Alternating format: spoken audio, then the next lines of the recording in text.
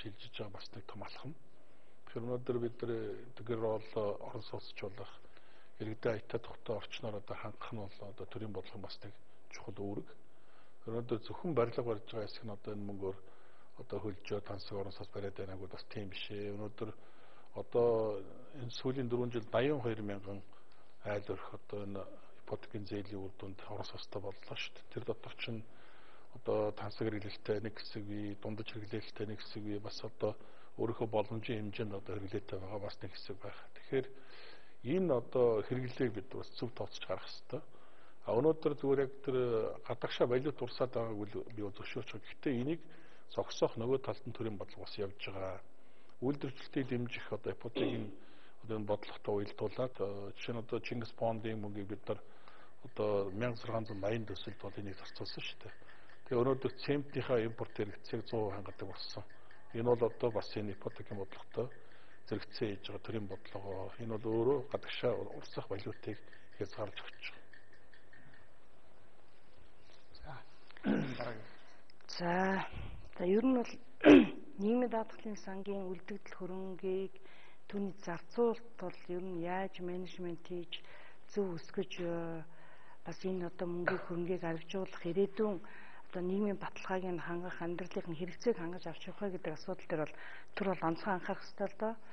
За өнөөдөр бол энэ асуудлаар тодорхой арга хэмжээнүүд авж байгаа. Гэхдээ ер нь бол нийгмийн даатгалын тогтолцоогоо бол бид нар жоохон өөрчлөөд бас тийм сонголтыг бий болгож өгөх ёстой гэж бол боддог. Энд бол хувийн хөгжлийн томоохон аж ахуй нэгжүүд бол бас нийгмийн даатгалын сангаа өөрсдөө бүрдүүлээд аваад явдаг болох тийм одоо сонирхол бол бий болсон байгаа.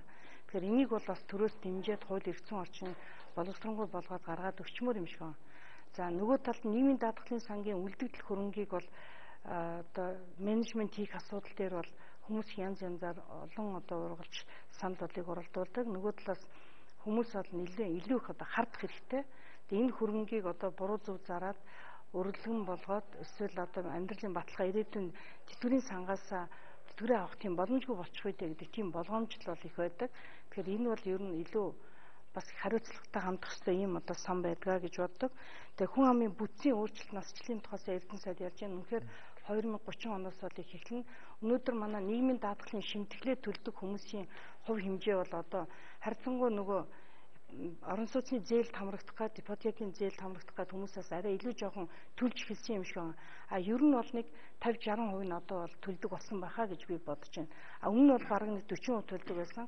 А гэтэл ер нь бол төлөх ёстой тэр нийгмийн даатгалын санг бүрдүүлдэг тэр масса бол бид нар бол нэмж чадахгүй байгаа нь бол ажлын байр бий болгож орлогыг нэмэгдүүлж чадахгүй байгаатай л холбоотой. Тэгэхээр өнөөдөр ажилгүйд ядуурлыг бууруулахын тулд тэр хүмүүс бол үе дамжсан ядуу байж ажилгүй орлогогүй сууя гэж тэр залуучууд маань бол хизээж бодохгүй байгаа. Ганцхан энэ хүмүүст ажил хөдөлмөр эрхлэе гэхээр тэр урт хугацаатай хүү багтаа зээл нь олдохгүй, барьцаа хөрөнгө нь байхгүй, амьдралынхаа баталгааг аваад явах тийм боломж болцоо олдохгүй байна. Тийм учраас Монгол Ардын намын мөрийн хөтөлбөр төр ихтгэл зээлийг өгж иргэдийнхээ амжиргааг дээшлүүлэхэд тусдсан болёо. Өнөөдөр ажил амьдралаа аваад яваа гэж байгаа бүх хүмүүс итгэж төр дэмжлэг үзүүлэх хэрэгтэй байна л гэсэн ийм одоо бодлогыг хэрэгжүүлэе гэж үзэж байгаа. Ингэж чадах юм бол тэр баян хоолны ялгаа хоёр тишээ туйл болтол явж байгаа энэ асуудалд бол нэг цэг тавигдах байхаа гэж ингэж бодож байгаа. За баярлалаа. Эрхэм үзэгчдээ Монголын үндэсний олон нийтийн радио телевизийн Монголын мэдээ сувг шууд нэвтрүүлгээ хүргэлээ. За энэ удаагийн нэвтрүүлгийг мэтгэлцээний хэлбэрээр зохион байгуулж нийгмийн халамж хамгааллын бодлогыг хэрхэн хэрэгжүүлэх хэрэгтэй вэ гэдэг асуудлыг хөндлөө. За нэвтрүүлэгт улсын хурлын сонгуульд нэр дэвшигчдийн зарим төлөөлөл оролцлоо. Үзэгч та бүхэнд баярлалаа.